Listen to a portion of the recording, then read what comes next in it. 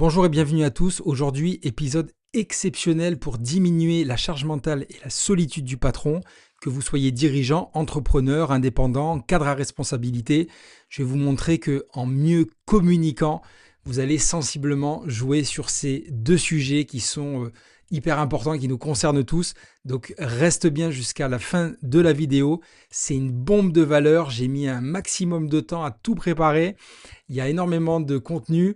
La promesse, en fait, de mieux communiquer pour tous les patrons, pour tous les leaders, elle est centrale parce que les enjeux, c'est plus de productivité, c'est beaucoup plus d'engagement de la part de tes collaborateurs, moins d'erreurs, moins de temps perdu.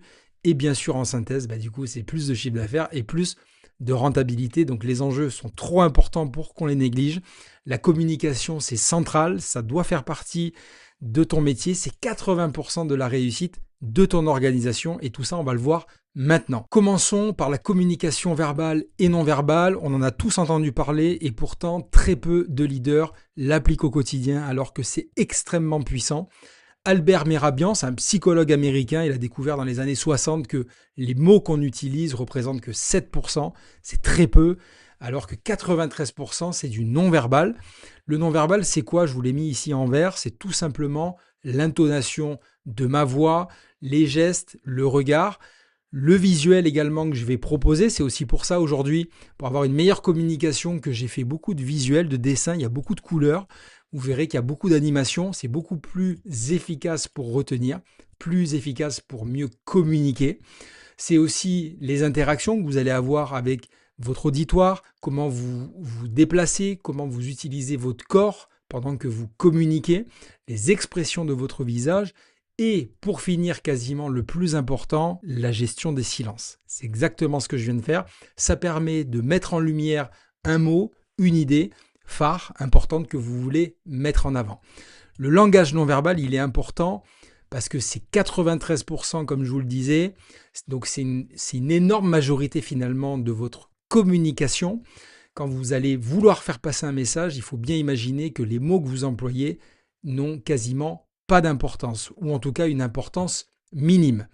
Concentrez-vous sur les 93% et la communication non verbale servira les 7%, donc le verbal que vous utilisez. Comment mieux communiquer? Ça c'est central. Et aujourd'hui, je voulais parler de Levitt parce qu'il a mis, en lumière une pyramide qui est très visuelle, encore une fois, donc facile à retenir. En fait, l'entonnoir, aujourd'hui, il représente très bien la communication. Quand on veut dire quelque chose, donc si on estime que c'est 100% du message qu'on aimerait faire passer à quelqu'un, à ses collaborateurs, à une équipe, il faut imaginer qu'il va y avoir énormément de déperditions. C'est pour ça qu'on a imagé ça avec un entonnoir et on arrive malheureusement à seulement 10% à la fin.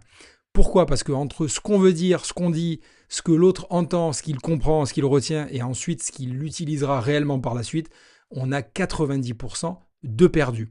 Comment justement augmenter ce fameux pourcentage de fin? Il y a des outils très simples à utiliser. Déjà, c'est la communication verbale et non verbale. J'en ai parlé juste avant. Plus tu vas utiliser de non-verbal efficace, plus tu vas t'améliorer. C'est une réelle compétence, la communication. Plus tu vas améliorer la portée et l'efficacité de ton message. Plus tu vas avoir d'impact auprès de ton interlocuteur. Ensuite, il faut augmenter les interactions. Plus tu vas interagir avec une personne, plus elle va retenir le moment passé avec toi, plus elle va retenir le message. Le participatif, je l'ai mis juste en dessous, ça peut être aussi des ateliers. Je le dis souvent, il y a un adage qui est très puissant, dis-lui, il oublie, fais-lui faire, il retient. Ça marche très bien. Ensuite, moins de sujets. Si tu veux avoir une communication efficace, il faut déjà enlever tout ce brouillard mental, il faut clarifier. Donc, moins de sujets à l'ordre du jour. Quand je vois des réunions qui commencent avec 8, 10 sujets à évoquer, c'est déjà perdu d'avance. Tu vas perdre tes collaborateurs. On a un temps d'attention aujourd'hui qui est en chute libre. Et stop aux présentations de 87 pages. Encore une fois, des PowerPoint, quand je vois qu'il y a 50 pages, 100 pages, 130 pages, c'est juste impossible. Tu te perds toi-même, tu perds tes collaborateurs. Et en règle claire, en fait, vous perdez votre temps. Donc, ça sert à rien. Et répétez, comme un sportif de haut niveau, quand on veut communiquer et améliorer sa communication et surtout que ses propres collaborateurs retiennent un message, à un moment donné, il va falloir répéter. Comme moi aujourd'hui, je vais répéter qu'il faut améliorer ta communication non verbale, qu'il faut faire beaucoup plus de participatif, beaucoup plus d'interaction, qu'il va falloir donner du feedback, tout ça on va le voir juste après, mais il va falloir répéter. C'est la seule différence entre un sportif de haut niveau professionnel et un amateur. Et c'est comme ça que tu arriveras à un résultat nettement supérieur à 30, 40, 50% du message. Et donc derrière, ce sont des collaborateurs beaucoup plus informés, plus engagés et plus performants parce qu'on arrive dans une organisation où la communication est bien meilleure. Encore une fois, les enjeux, ils ne sont pas neutres. C'est une productivité nettement supérieure, c'est un engagement nettement supérieur de tes collaborateurs, tout simplement avec une meilleure communication. C'est moins d'erreurs, moins de temps perdu, c'est une organisation beaucoup plus claire, notamment avec le qui fait quoi, on y reviendra tout à l'heure. Et à la fin, c'est plus de chiffre d'affaires et plus de rentabilité. Ça amène, j'ai pris aussi un exemple, ça amène à réussir. Donc pour réussir un discours et une réunion, à une meilleure communication, les 80%, ça va être de la préparation. Comme un sportif de haut niveau, 80%, ça se passe lors de la préparation. Pensez à un sportif qui prépare, par exemple, les Jeux Olympiques. Il passe 4 ans à s'entraîner pour 5 minutes, en règle générale, d'épreuve. Donc imaginez bien que votre discours, votre réunion, elle doit être préparée en amont. Vous allez pouvoir aussi améliorer votre cadrage. C'est le point numéro 2 de cette partie. Il y a une méthode qui fonctionne très bien, je vous la donne. QQQ au CCP pour le qui, quoi, quand, où, combien, comment et pourquoi. Comme ça, vous êtes sûr de ne rien oublier. Ensuite, proposez à votre auditoire, lors de votre quand vous faites un discours, que vous animez une réunion, un visuel, toujours un visuel clair. C'est exactement ce que j'ai fait ici, vous voyez, on va le voir après, mais il y a beaucoup de schémas, beaucoup de visuels, beaucoup de couleurs, de distinctions. Ça rend la présentation beaucoup plus efficace, plus agréable aussi à regarder, et donc on retient le message beaucoup plus facilement. Communication verbale et non verbale, vous voyez, je crois que ça doit faire déjà 3 ou 4 fois que je le répète, donc forcément vous aurez ça en tête à la fin de la vidéo. Choisissez aussi des modèles très interactifs. Si vous ne faites pas d'interaction, vous avez un modèle descendant, dans les premières secondes, voire les premières minutes de votre discours ou de votre réunion, vous allez perdre complètement vos collaborateurs et donc vous perdez tout le temps de la réunion. Derrière, il ne se passera absolument rien. Et de la dynamique, référence au temps de concentration, j'en parlais tout à l'heure, plus vous serez dynamique, vous changerez d'exercice et de format au sein même d'une réunion et d'un discours, plus vous allez capter l'attention de vos interlocuteurs. Un patron, ça fait partie de la communication aussi, qu'on soit dirigeant, entrepreneur, indépendant, cadre à responsabilité, on se doit d'être assertif. Alors ça veut dire quoi être assertif ? C'est être capable de s'affirmer en respectant l'autre. On est clair sur son message, mais en même temps on fait preuve d'une écoute active, on est prêt à changer d'avis si ça vaut le coup. On saura l'expliquer à ses collaborateurs de pourquoi on a pris en compte leur avis, et que pourquoi ça compte du coup dans la décision finale. Mais en tout cas, être assertif, c'est totalement l'inverse d'être agressif, passif et manipulateur. Ça permet d'être un vrai patron, d'incarner un vrai leadership.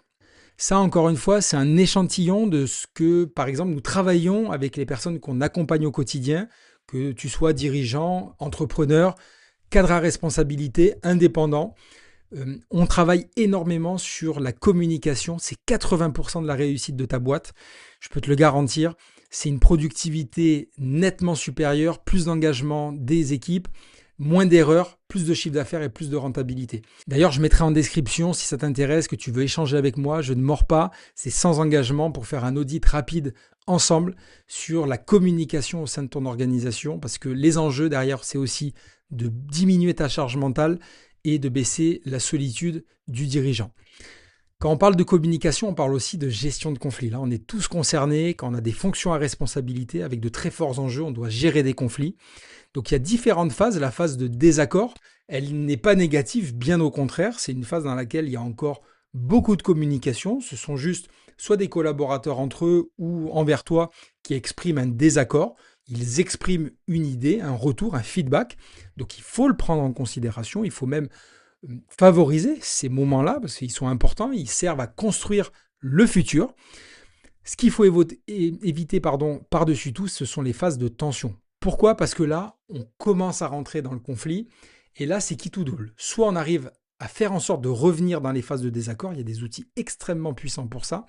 Ou soit on continue malheureusement à descendre dans le conflit, à monter plutôt, et on arrive à la phase de blocage où il n'y a plus du tout de communication et on ne peut sortir d'une phase de blocage par qu'une phase d'éclatement. Et donc ça laisse des cicatrices dans une équipe, donc il faut absolument l'éviter parce que ça c'est délétère pour ton business, c'est délétère pour tes clients, c'est délétère pour l'engagement de tes collaborateurs et pour ta marque employeur. Donc phase de désaccord, ok, il y a notamment des outils pour traiter une phase de désaccord et une gestion de désaccord. Donc là, c'est plutôt entre un collaborateur et son manager, mais ça peut aussi fonctionner entre deux collaborateurs. C'est la méthode DESC, ça fonctionne très bien. Dans un premier temps, on décrit les faits et uniquement les faits, parce que ce n'est pas opposable.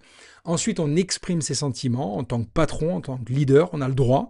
On doit même exprimer ses sentiments. Ensuite, on demande à son collaborateur de spécifier la solution. On ne l'amène pas tout cuit sur un plateau. C'est que proposes-tu? Et on conclut positivement et toujours positivement.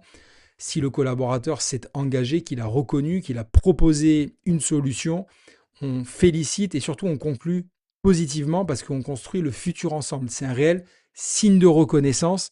C'est très puissant pour désamorcer un conflit, gérer convenablement un désaccord. Ça m'amène naturellement à l'analyse transactionnelle. L'analyse transactionnelle, c'est un des aspects finalement les plus importants de la communication du patron.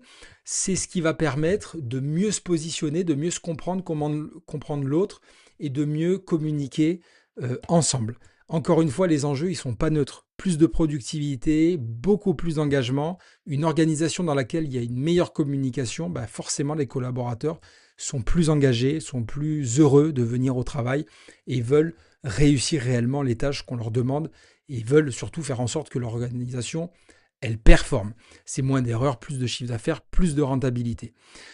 L'analyse transactionnelle, on va commencer avec les différents états du moi. On a en nous différents types de comportements. Tu l'as compris, 80% du temps, nous devons nous comporter tels des adultes parce que c'est dans cette facette de nous qu'on va avoir un comportement réfléchi et précis. Et de temps à autre, on peut avoir des comportements d'enfants ou de parents et on peut aussi l'observer chez nos collaborateurs. Ça doit être une minorité du temps. En tout cas, on doit tout faire pour. Un enfant, il peut être génial parce qu'il a un côté très créatif, mais il peut être aussi très insupportable. Et là, je suis sûr que tu penses à certains de tes collaborateurs, notamment quand ils sont rebelles, capricieux ou pire, soumis. Donc ça, il faut absolument l'éviter. En tout cas, pas du tout le valoriser. Et pareil, tu peux être un parent bienveillant, ça peut être valorisant pour un collaborateur, ça peut construire de la confiance, ça peut créer un cadre très sécurisant pour un collaborateur, mais attention à ne pas tomber dans le côté parent contrôlant, autoritaire, parce que là, pour le coup, tu vas plutôt faire de la casse que construire quelque chose. Ça nous amène ensuite, toujours dans l'analyse transactionnelle, à avoir des signes de reconnaissance. Mieux communiquer, c'est aussi donner des signes de reconnaissance à ses collaborateurs. Et là, il y a deux niveaux. Là, il y a la partie haute et la partie basse.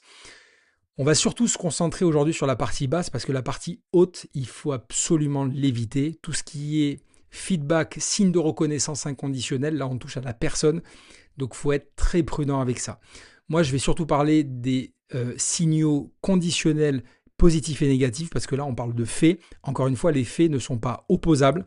On parle de choses concrètes et on amène des feedbacks qui sont très puissants pour faire évoluer ses collaborateurs. Un feedback, c'est quoi? C'est un retour, c'est un signe de reconnaissance envers un collaborateur et surtout, on lui montre qu'il existe. Comme je dis toujours, mieux vaut un feedback négatif que rien du tout.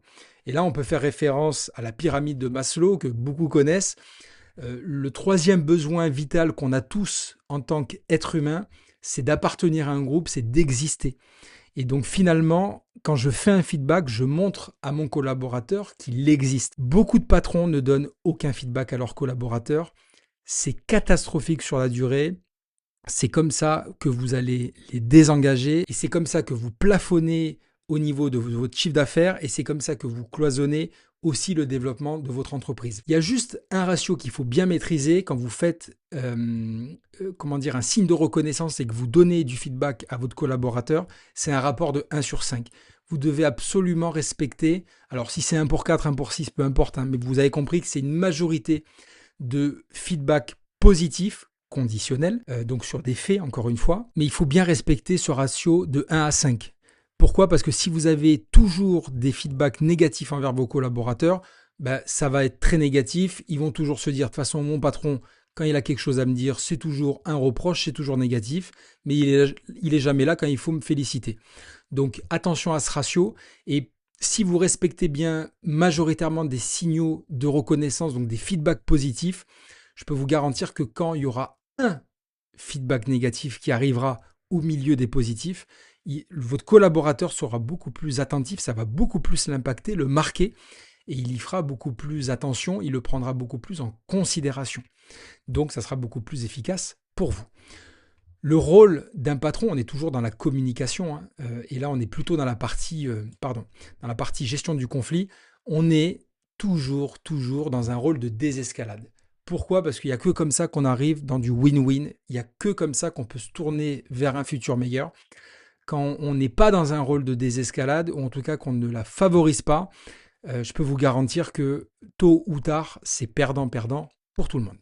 Et enfin, pour terminer, si on veut construire une organisation dans laquelle un patron il diminue sa vraie charge mentale, il a moins de solitude, il est moins écarté, tout ça, ça se passe par une meilleure communication, on l'a vu ensemble, et c'est comme ça qu'on va pouvoir favoriser un environnement sain et un modèle d'entreprise libéré. Je refais une petite pause, si tu es toujours là sur cette vidéo, c'est que c'est un sujet qui est hyper important, qui te tient à cœur, qui te parle en tant que patron, en tant que leader, que tu sois dirigeant, entrepreneur, indépendant, cadre à responsabilité. Tu as compris que la communication, c'était un point central de la réussite, autant la tienne que celle de tes collaborateurs et donc de ton organisation. Encore une fois, les enjeux sont trop importants, plus de productivité, plus d'engagement, plus de chiffre d'affaires et de rentabilité. C'est exactement ce que je fais au quotidien. Moi, j'ai des méthodes très précises pour accompagner, pour développer la communication du patron, pour faire en sorte qu'on rentre dans un cercle vertueux dans sa propre organisation. Donc, pour rappel, je te mets le lien en description. Je ne mords pas, ce n'est pas engageant, c'est juste pour avoir un audit, pour avoir une vision extérieure de ce qui se passe dans ton organisation et au niveau de ta communication. Donc, favoriser un environnement sain, c'est aller vers un modèle d'entreprise libéré dans lequel chaque collaborateur est beaucoup plus autonome, où il y a une communication beaucoup plus efficace. Chacun sait ce qu'il a à faire et ça marche franchement beaucoup mieux. La première chose, c'est que tu dois installer une sécurité psychologique réelle. Pour cela, tu vas valoriser les remontées dès que tu as du feedback de tes collaborateurs. Il faut absolument le valoriser. Ça montre qu'on peut remonter des idées, et ça les collaborateurs, ils adorent, et surtout c'est très vertueux pour l'organisation. Avoir des feedbacks, on en parlait juste avant, publics et privés, montrer à ses équipes qu'un patron, ça sait reconnaître, ça sait dire les choses, et ensuite valoriser l'apprentissage plutôt que de sanctionner les fautes. Valoriser l'apprentissage, c'est très puissant, on en parlera dans d'autres épisodes également, mais c'est le droit à l'erreur, c'est très puissant pour améliorer la performance de ton équipe. Valoriser l'apprentissage, on ne peut pas faire une omelette sans casser des œufs, donc à un moment donné, il faut se comporter pareil avec tes collaborateurs. Ensuite, ton rôle, c'est de clarifier. Le qui fait quoi, il doit être à la perfection, il doit être parfait. Un collaborateur qui ne sait pas quelle est sa zone d'action, ses missions précises, qui ne sait pas quelles sont les missions de son collègue assis à côté dans son bureau, c'est juste catastrophique. Ça met énormément de brouillard mental, de friction dans les décisions, dans la communication. Et donc, c'est une entreprise qui ne fonctionne pas bien. Et on en revient, si on manque de clarification, on en revient à des conflits, à des désaccords. Du management ouvert, bien sûr, c'est notre rôle de leader. Poser des questions ouvertes à nos équipes, respecter les avis de chacun, même si ce sont des avis différents. Ça fonctionne. Et surtout, on le fait si on a un réel comportement, une réelle posture d'assertivité. Un patron qui est droit dans ses bottes, qui est solide sur ses appuis, il n'hésite pas à poser des questions, il n'hésite pas à respecter les avis de ses équipes parce qu'il sait au fond de qui il est et il sait que c'est pas parce qu'il va changer d'avis, qu'il va respecter une idée d'un collaborateur que ça va remettre en question son réel leadership. Bien au contraire. Ensuite, on doit créer des rituels, que ce soit des temps collectifs lors de réunions, des temps privés. Du pilotage, c'est autant des moments de communication collectifs et privée. C'est très rassurant pour les équipes de créer des rituels. Et enfin, le rôle du leader, ça c'est à toi de le tenir par une meilleure communication. Tu portes le sens, tu dois donner un cap, une vision. Et surtout, un patron, ça prend des décisions et ça communique sur ces décisions. Donc voilà, ça c'est une vraie vision d'ensemble sur mieux communiquer pour diminuer la charge mentale, parce que quand on a une entreprise libérée qui fonctionne bien, quand on sait désamorcer les conflits, mieux gérer les phases de désaccord, être assertif, être plus au point sur la partie analyse transactionnelle et ensuite sur la communication verbale et non verbale, je peux vous garantir que vos messages y passent mieux, votre boîte elle fonctionne beaucoup mieux, vous avez moins d'erreurs, moins de temps perdu, vous avez beaucoup plus d'engagement de la part de vos équipes et donc vous avez à la fin plus de rentabilité au bout du bout, et c'est bien ce qu'on cherche dans toute entreprise. Voilà, encore une fois, si tu veux avoir un audit de ma part, n'hésite pas, le lien il est en commentaire dans la description. Je me ferai un plaisir de faire une analyse avec toi, de faire un pré-audit. Et en attendant, je te souhaite une belle journée et rendez-vous pour l'épisode 3. Salut!